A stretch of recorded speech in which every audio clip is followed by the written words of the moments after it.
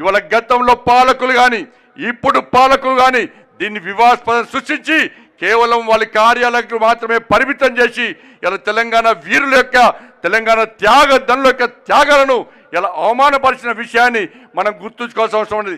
అందుకే నరేంద్ర మోడీ గారి ప్రభుత్వం శ్రీ అమిత్ షా గారి నేతృత్వంలో ఎట్టి పరిస్థితుల్లో తెలంగాణ చరిత్రను తెరమరుగు చేయం, తెలంగాణ చరిత్ర శాశ్వతంగా ఉండాలి, భావి తరాలకు స్ఫూర్తిగా ఉండాలి.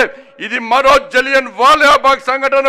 అందుకే మేము అధికారికంగా నిర్వహిస్తామని చెప్పి ఇవాళ దాన్ని చూపెట్టిన ఘనత ఇవాళ నరేంద్ర మోడీ గారి ప్రభుత్వం. కాబట్టి తెలంగాణ సమాజం ఆలోచించాలి.